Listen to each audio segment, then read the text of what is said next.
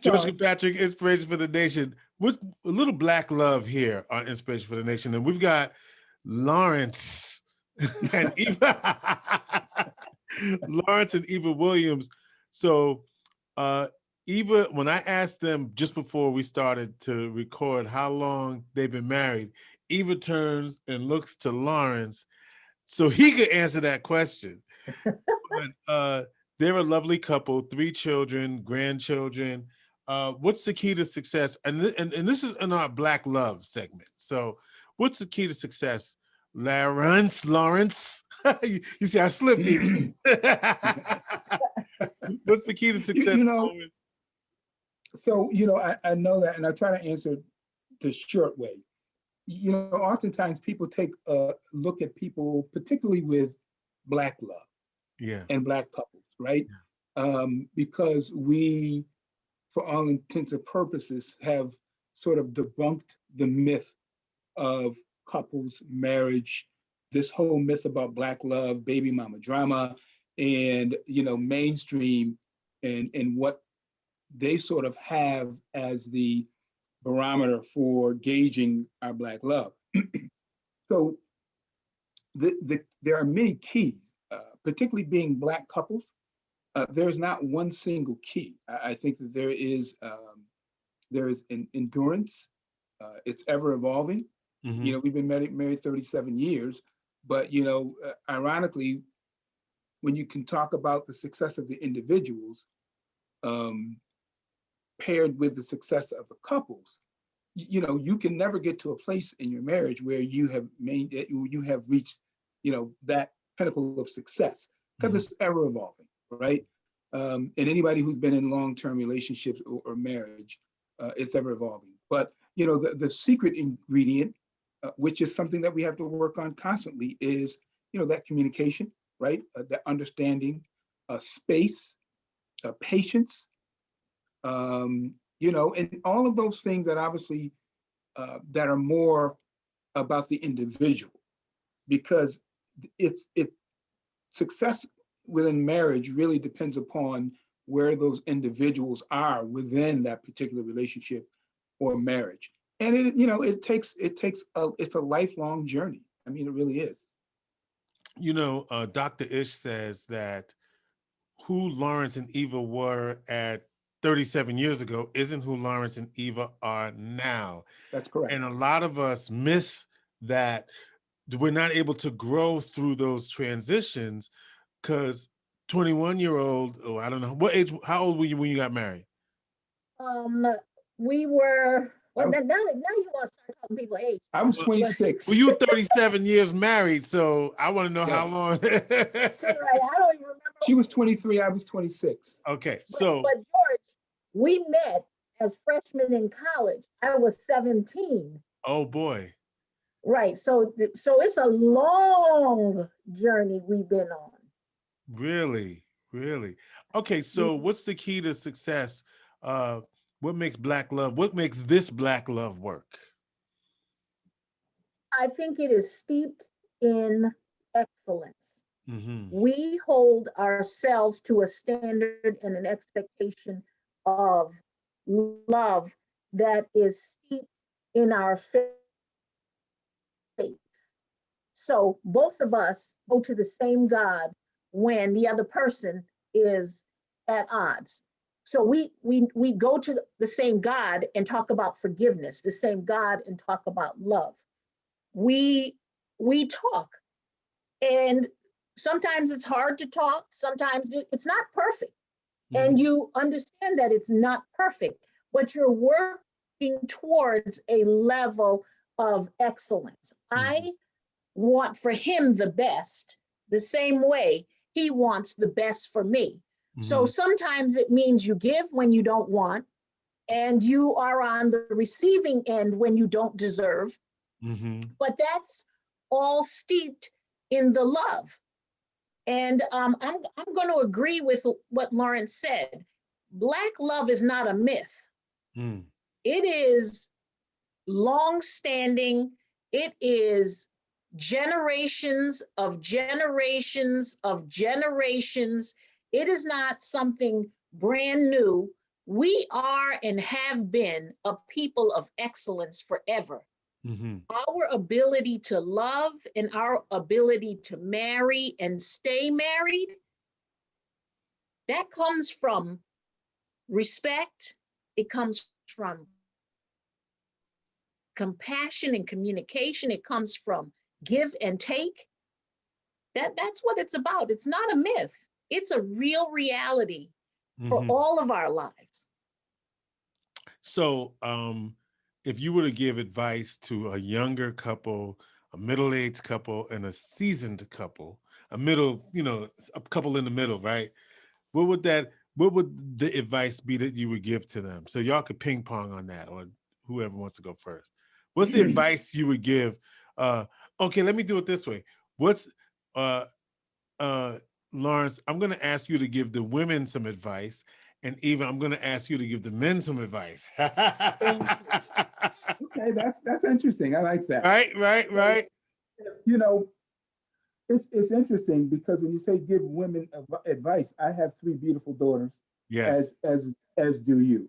Yes. So that's real, right? Right. So that is extremely real for us. We want the best for our daughters. Mm-hmm. And I say our because you could be asking the same question of, to women with your experience as a dad. Right. I'm aptly known as a girl dad, right?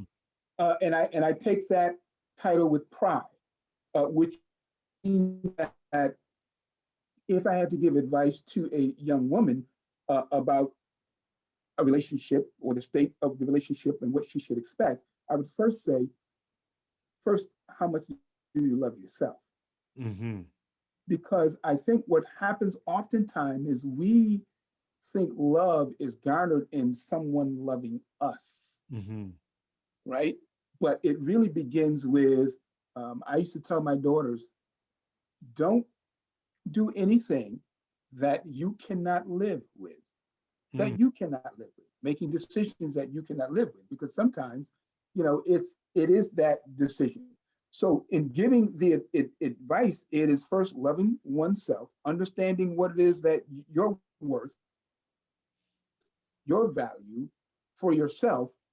And because oftentimes that's when you're going to find a partner, right? You find that partner based upon what you yourself value and what you need. And it's, and it's a struggle, but it's day by day. There is no quick fix. There are no quick solutions. Love, like I said, is ever evolving. What we find physically attractive today, if you're still together 20 years from now, that physicalness won't still be the same, right? Mm-hmm. So, our bodies ebb and flow, just like our tastes, just like our attitude, just like our maturity. And so we can't hold people to the same standard that met us together, because when you first meet, it's infatuation. It's not really love. Mm-hmm. You like everything about that person. And ironically, sometimes the very same thing that you like about that person 10 years prior is the same thing you hate 10 years later, right? So we have to allow that space for growth. And you say that you can't, when you say don't rush it, love is something that it takes time, right? It takes time to evolve. It takes time to know the nuances. Love is not always pretty. It can be extremely ugly, right?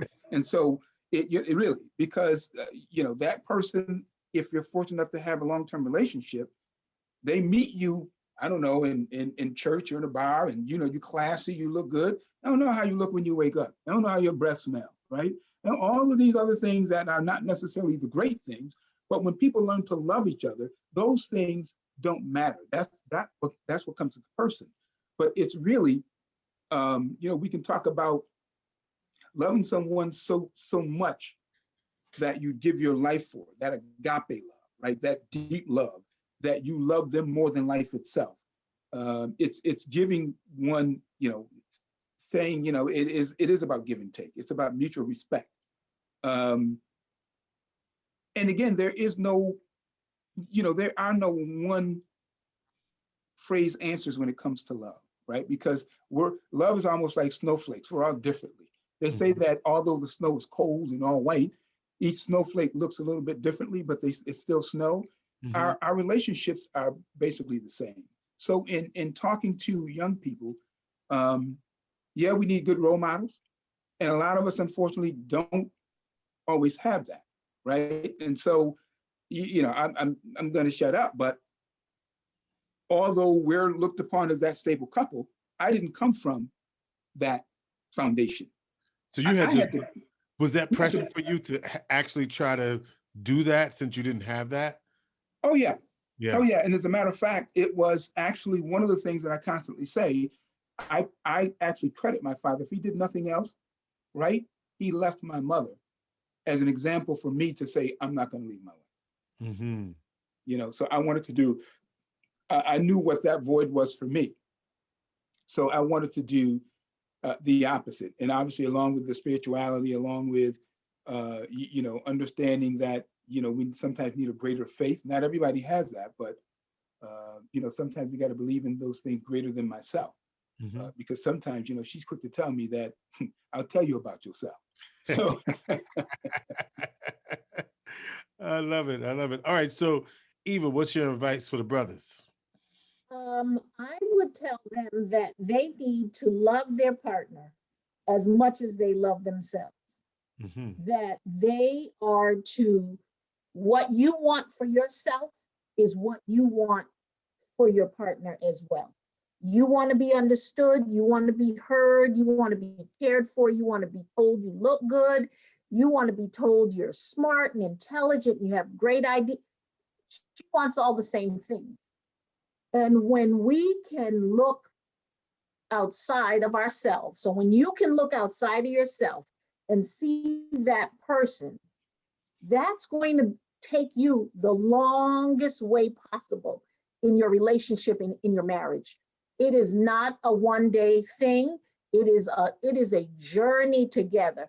And whether you fly in the air or you drive in the car, there's turbulence in the air, there's bumps in the road. This is marriage. This is and we're talking marriage. So this is marriage. It has its ups and downs, but for the most part, it's smooth. At the end of the day, at the end of the plane ride, at the end of the car ride, at the end, it's going to be something great you're heading towards. And every day you're heading towards that great thing. This is your friend, and you got to be friends. Yes, your friend. Some days you like your friend, some days you don't like your friend, right? When there's your friend. Someday you and your friend agree, someday you and your friend don't agree, but you never throw away your friendship. And that's how you have to look at this thing called love and marriage. We're in this together. You got to see this person as a person who cares for you. It's scary. And like Lauren said, my parents were divorced also. So I myself didn't have two parents living at home my whole life watching them. But I had great role models that were my aunts and uncles, people in the community, relatives, and I enjoyed watching them. Yeah. There was a couple, cousin Nancy and cousin Nathan. They would be in their hundreds right now. And this couple, to watch them growing up, really taught me it's about friendship, because they were friends back when, right? I must have been 5, 6, they must have been 80 at the time, who knows? But that's your friend. And you have to find people to talk to who will talk sense. Don't go find people who want to say what you want them to say. Go find people who are going to talk sense to you, who who have a balance in their life. Look for couples that are like you, or like couples that you want to emulate, because you can't do this alone. You really can't. No. It is really about being in a community of like-minded people for every layer of life success. You need those smart friends, you need those good couples, you need those people who are going to push you along. And I would encourage that as truly a place for the younger couples. For the middle couples, hang on. And for the older couples, well, you don't come this far. Where are you going? So, it's interesting, George. I would imagine that depending upon who's listening to this, people may be listening to two seasoned veterans, right? You know, we're having this intellectual conversation and hyperbole around love, and you know, it's almost like a discourse. Right. But the reality is, and you see it, you teach an absolutely necessary course where you're dealing with broken men. Mm-hmm. And you know, while we can flavor this and we've got the experience, too many of our community, particularly men in general, are broken. But broken men are still looking for relationships and love, and they don't know how, because they're broken, right? For whatever reasons. And that to me is more of the more difficult part with what we sometimes see in our community. Mm-hmm. So it's not the Evas and I, it's those young people who are broken. They don't know how to have positive relationships. So their relationships are dealt from the basis of experiences, from childhood trauma, right? From not seeing role models and worse. So, you know, having daughters, the chances are my daughter could meet one of those broken men. I'm not saying that they're not worthy of love, but unfortunately, one of the things I think that you do that's so important is give that platform so that men can talk, and particularly men of color. Yeah. Because we suffer in silence, and we don't say that, but we Right. do. And so no matter how seasoned we are, and no matter how good this sounds, we still need, even at my stage, we bring in the baggage of the past, of racism, of you know, being at this level and not having the trust of others, even as a CEO, given the same latitude and credit that my white counterpart would. So we're constantly dealing with these pressures, and then having to take these pressures home and then talk about love, right? And so it's a delicate balance when we're talking about you know, love, when you're dealing with the barriers of the world, and even more importantly, when you're dealing with broken men who are broken right from the start, not even in my position or in your position. So that's, you know, that's always, and that's obviously with the work I do. I deal with broken young men every day. Yeah. So that takes it back, George, to my first conversation, right? And Frederick Douglass says, it is better to build a strong child than repair a broken man. Yeah. And this is where education becomes so critical. When we put our children in that social space called school, and we are building on them and developing them, not only that intellectual, you know, reading, writing, arithmetic, but giving them pieces of their history so they understand that teaching is culturally responsive, so that their academic and their personal self-esteem is built up. So when they are faced as adults in different settings, that comes at them, the racism, the criticism from around them, they have that solidness of who they are. That's why the education is so important. And I hate to take it back to that, but that whole piece of broken, and we have an opportunity to address that when love. So every day at school on the announcements, I love you is not an oddity. They can hear it. I encourage them to say it to somebody when you go home, say it to your grown-ups, call your grandparents, say I love you, and allowing them that space to begin to express love, to feel it, to give it, and to know that it's okay and safe. Because if we can do that when they're little, it becomes harder to beat that out of them when they're older. Yeah. That why she talks about IQ, EQ is just as important. Emotional Right? intelligence. Yes, yeah, exactly. Yeah. So both of those together creates a solid human being that's less broken, and then it can be much better at understanding oneself, which then is a better vehicle to love, receive love, and to give love. All right. What do you love about your wife? Everything. You better give us some. Well, you know, One thing you love about your partner for 37 years. One thing. yeah, I love her. I love her ability to. I love her ability to be transparent. Mm. And you may say, well, what is that? So you know, as they say in Africa, you know, some people can't keep cover over their mouthful. They speak it. Eva wears her emotions on her sleeves, you know, which can be sometimes good and bad. But you know, I will never not know when she's not feeling some way about something. So you know, because sometimes people, and I'm less. You know, I have to admit, I'm not as good at that, right? Because I will sometimes stew, you know, kind of close up and not deal with it right then.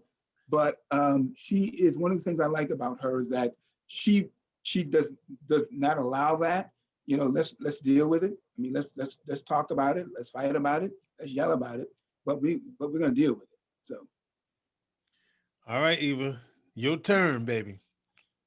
So the one thing that I love about Lawrence is his ability to meet people with me and make me feel comfortable no matter where I am. Like he is my safety spot. I know we go anywhere, do anything. This is my safety right here. And I love him for that. And I always have, always. So when I was hunting him down to bat my eyes at him, I knew that this man right here was going to be forever. Oh, so is that how it happened? That's how it happens. But let me just tell you, let me just tell you though, you know, there's pressure in what she just said, because that means she doesn't want to go anywhere without me. So the pressure is that she's got her purse and then she got her human purse. so basically you know you going, right? It's not like listen, I'm going. You know. So there's never a question of where's Lawrence. No. As a matter of fact, there is a question when people don't see Lawrence with her to be like, where's Lawrence? Because they're so used to seeing me, you know, seeing us together. So but I want to get back to this courtship. So is that how it happened? She batted her eyes at you and that's how y'all got together? Well, no, you know, we were on campus one day, and Eva and I took a class together. And just very quickly, Eva has always been extremely bright, right? It took me a while to get bright. So we were in class together, this anthropology class. We had an African-American professor. Right. And I remember we took this exam, and she was appalled at, there was a lot of us, and mostly African-Americans, because I think it was something, the anthropology course was to do with culture. Yeah. So a lot of us in that class, all either Spanish and or Black, and there was only 3 people that passed that test, that first one. The rest of us failed miserably. Eva was one. And I just remember her calling, she called one person, she called another person, and then she said, and Eva Williams. And Eva Dunbar at the time. And Eva stood up. And at that particular point, I didn't like her. I was like, there's always somebody always got to be smart. You know what I mean? You know, the smart Black girl. And is that when she batted her eyes at you? Well, you know, that's when I first noticed her. And then I used to stand in the student union because I've been that social person. Yeah. And she used to come back and forth. And I used to notice that she would come back and forth like multiple times, right? Just like, wait a minute, I just saw you. So we really kind of struck up a conversation. And then I asked her out to this dance. And I remember the dance, we kind of fell in love that same night on that dance floor to the song, the Earth, Wind & Fire's Reasons. Oh. And literally, I think we fell in love that and have been inseparable ever since. That's so beautiful. Reasons. The reasons different. Yeah, exactly. messed that up. But I just wanted to do that. I could probably do it better, but I'm saving this. Listen, They're gonna hear that. They're gonna hear that though. Yeah. Well, that's a beautiful story, and I loved you telling it. And it's 30. You'll be 38 this year, right? That's correct. You'll be 38 this year, and wow, you left a legacy, and that's great. And I wish you 38 more, right? Thank you. Thank you. Wish you 38 more. And I can relate to you saying that your daughters now have an example, right? Yes, that's So correct. I know exactly what you feel like, that they have, just like our children, they have an example. Ain't always perfect, but they got an example right there in front of them. Yes, they do. And I always say, Yeah. like when in Lawrence reference, it's a struggle for me to call him Lawrence, but anyway, the legacy. I remember when I was asked to co-chair the Vera House White Ribbon Campaign, which is about men taking a leadership role in gender-based violence prevention. And the thought of the question was, well, am I worthy, right? And so I came home and asked my family, and they said, yes, you are. And I thought about just having to think about it. The best example for a young woman and a young man is what they see right in front of them. That's So correct. whether you're a married That's correct. couple or whether you're a couple, that has a child and, mom's over here, dad's over there, but the example that they're going to get is the one that you leave them. So if you're not with your partners, if you're not together as partners, at least create an example for your children. Even if y'all don't like each other, create an example for your children, because that's what they're going to see. And that's what they're going to see is right there in front of them. And I remember I would ask. Yeah, I'm glad you said that. Yeah. And I remember. Yeah, I mean, because it is so true, because not everybody will get married, but children don't have a choice to the people that they're born to. No. But the people that give them birth have a responsibility to that child. And so what you so profound. And I asked, in one of the training sessions, I asked the guys, I said, would you want your daughter to date a guy like you? And the guy said, that blew his mind. Because he said he never thought, he knew who he was in the way he was dealing. I said, would you want your daughter to date a guy like you? And he said that really caused him to think. And I think that's what we really want, right? In all of this, is to have us to rethink and reconsider. But we know that it's possible to stay together for 37 years. Y'all have done it. And I like y'all can't, you on the radio can't see, but they got a big old Kool-Aid smile. Do y'all even know what Kool-Aid is? A lot of people don't even know. Yeah, no. Right. Well, so Kool-Aid, which we used to make as a kid. Yeah. You gotta say Gatorade, perhaps. No, Yeah. Oh, yeah. no, Gatorade smile. Right. Yeah. The Kool-Aid was the guy on the package smiling. But they don't know. Right. So, well, listen, But you know what, George? I just want to say that this Black love is not a myth. Okay. And it is truly a reality. And our young people have to know that they do not have to buy all of what social media, the music hype, the movie hype, that does not have to be our reality. And it's heartbreaking to watch movies where we can't get along. And that's not true. Right. Our people have loved hard and long and forever, and they've done it, and it is not a myth. So we don't have to keep out here like Black love is a unicorn, because it's not. It is the day you say you love somebody, it is your day to love and love. So long as you put the work in it, you will have it. I would like to see you do a part 2 to this and talk about Black love in the era of social media, Instagram, and that kind of stuff. But then we will have to do that then. Because the reason why I say that is because, I think what Eva said is absolutely true. but you could almost say that our love is that old-fashioned love, right? We had to deal with each other. We didn't have all these external things other than what we saw or didn't see, right? Right. Today, our children, our daughters, they're living out loud. Absolutely. It's about the likes. It's about why the you like dislikes. that? You didn't like my post. Why didn't you like my post? Why'd you like Exactly. her post? Exactly. You know, why you slide like into me that? because I look this way on Instagram. Yeah, you know, so it is, you know, hit me in the DM and all this other stuff. The dating to get to love is a little bit different today. Oh, and we'll save this for the Black love in the age of social media, but you know, I just want y'all to know that texts are permanent and they can always be recovered. I just want y'all That's correct. Okay, so like that's correct. Just a little bit of just so because if you can, as you know, everything that has gone down, there was always a text. There was always, if you see all of these people getting busted, there was always a series of texts. And so that's correct. Right. That is correct. Yeah. Or you know, never put all of your stuff out there, right? I mean, you know, people post these, you know, like the pictures of themselves.